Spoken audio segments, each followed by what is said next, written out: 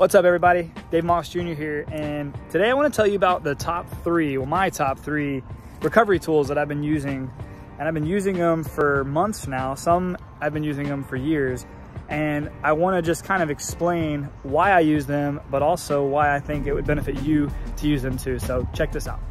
Well, the first thing I do every morning after I get out of the gym and back to the house is usually the sun's coming up. Today it's a little overcast, but I get my bare feet grounded on the dirt. I walk around the property, I let the chickens out, I let the cat out, and we just get grounded and really appreciate all this beautiful earth that God's made.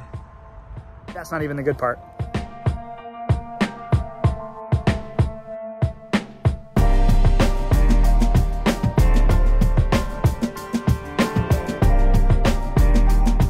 All right, so the first thing, and if you're new to my channel or if you subscribe to my channel, you know I absolutely love cold plunging. It's something that I tried.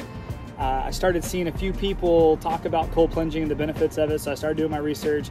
I'm one of those weird guys who I like to try things. I like to try a lot of different things. So once I heard the benefits of cold plunging, I figured I had to try this thing.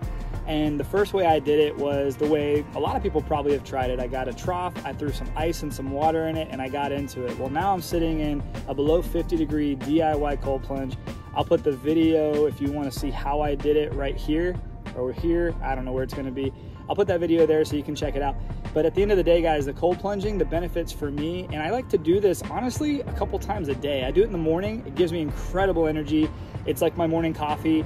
It gives me a boost of energy, a boost of focus, a boost, but it lasts forever. The difference between cold plunging in water and submerging yourself into the cold water and cryotherapy is I like to explain it like it's a lot like the hot saunas. If you get into an extremely hot 200+ degree sauna, your skin gets really hot and it takes you a little bit of time to start to sweat, which is kind of weird, right? Because it's super hot. If you get into an infrared sauna, you can stay in it a little bit longer, but it lasts a little bit longer and you're sweating for hours after that sauna. I love both. I think that a hot sauna and an infrared sauna are both extremely beneficial. That's actually number 2 on the list. But number 1, my favorite thing for recovery is the cold plunge. Circulation, reduced inflammation, max focus, recovery for your muscles. Now, I have learned that there are some benefits to cold plunging, but there also are some downsides to cold plunging. If you're trying to gain your muscle, if you're really trying to grow your muscle, apparently you don't want to do this right after an extremely taxing weight training day. You want to wait till either later in the day or just take a day off of it. But I'm not really too worried about that. For me, I'm all about endurance exercises. So cold plunging has been a super beneficial way to recover for me. And that is number 1. Now let's go check out number 2. And this leads me to number 2, which is the sauna. And if you've ever been in a sauna, you know the benefits of a sauna. You know that getting hot and sweating and stressing your body out, nothing really feels better. I like to do the sauna at the end of the day, but sometimes I'll throw it in like right after my workout. If I've had a really good high intense training day, I'll come and get straight in the sauna and really maximize that burning effect and really add that extra level and that extra layer of stress on my body. The more stress, like the more, I would say, beneficial stress as far as exercise and controlled stress that we can put on our body, the stronger we're gonna be, not just in body, but also in mind and in spirit. So the sauna comes in number 2 on my list of recovery tools. This is an infrared sauna. It doesn't get much hotter than 150 degrees. It has a nice little red light. This isn't exactly the red light that I would use if I was interested in red light therapy. And speaking of red light therapy, let's go check out number 3 on my list of recovery tools.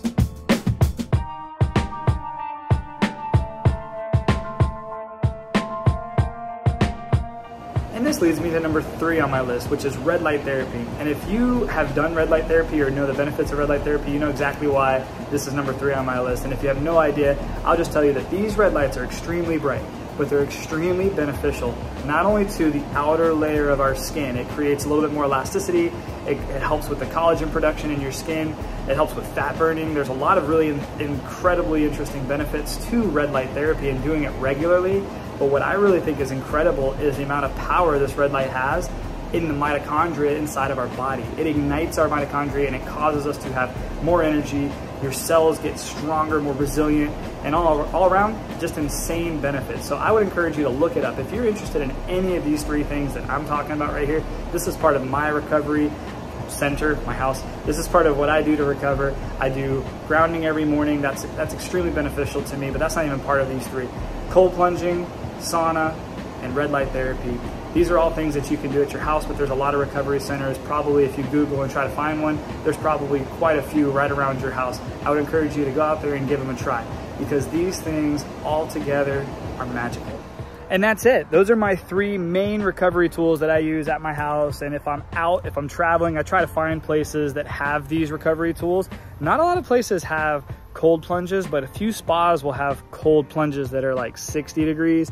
That's nice. If you're ever traveling and you're somewhere where it's cold, you can find water that's cold. That's always fun to get into natural sources of water, especially if it's a spring or a waterfall or an ocean.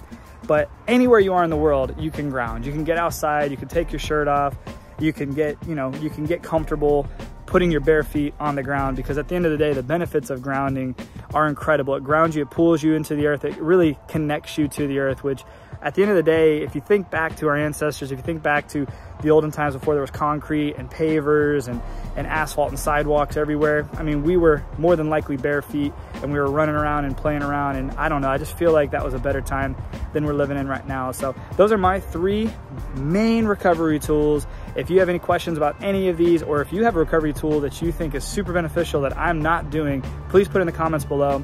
If you like this type of content, please engage, like, subscribe, share it with a friend. And at the end of the day, I appreciate you guys for watching. Have a great day, and God bless.